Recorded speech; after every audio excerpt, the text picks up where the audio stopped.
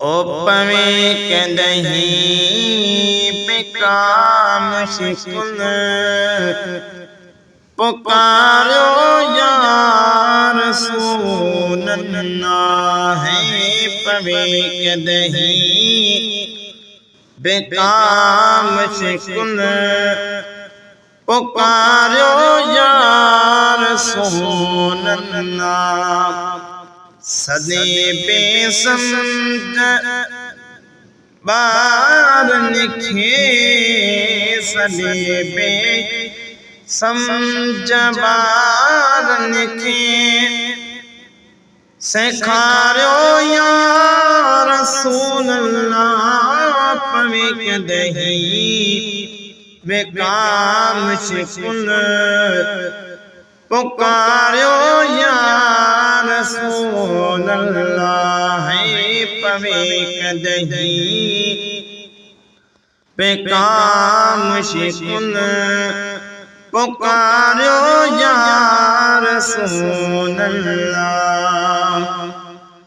अदा पुकारन या रसूलल्लाह अदा को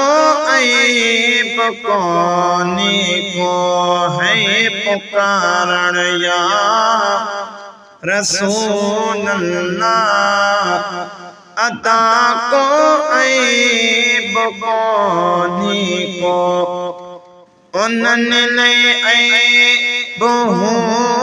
दो जने उन्होंने ले ऐब दो जने विसारो यार रसूलल्लाह पवे कदहीं बेकाम शिकुल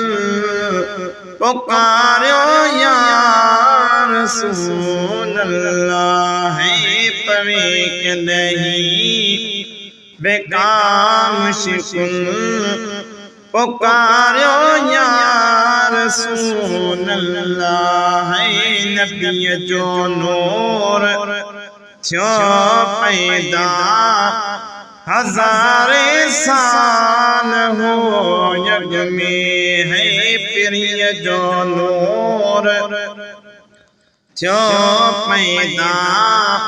हजारे साल हो अग में खुदा सा गले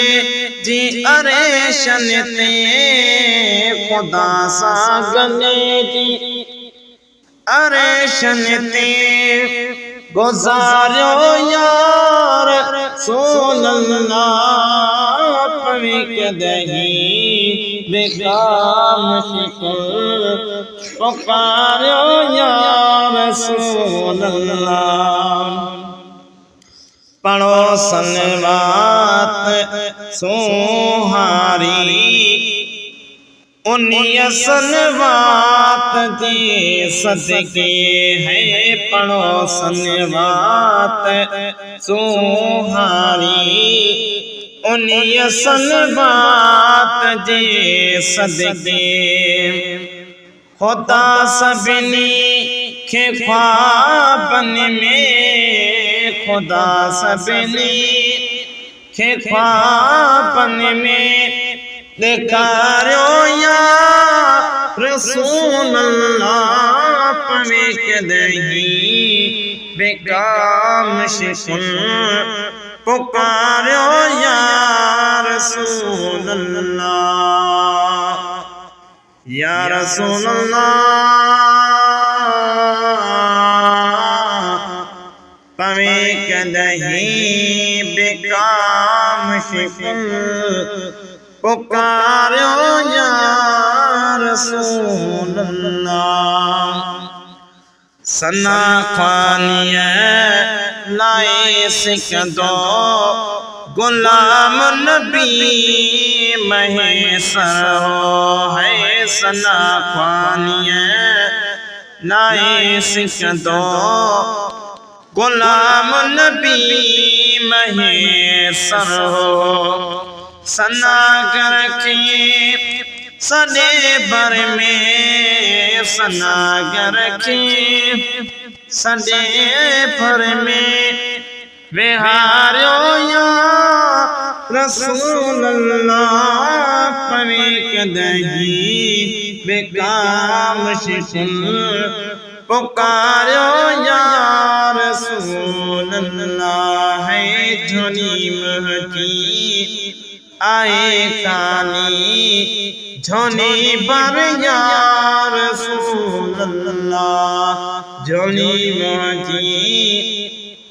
आए खानी झोली पर या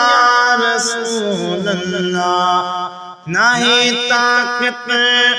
मुँह में मानी नहीं ताकत मुँह में मानी से गोबर या रसूल अल्लाह झोली मजी आए कानी झोली पर या रसूल अल्लाह।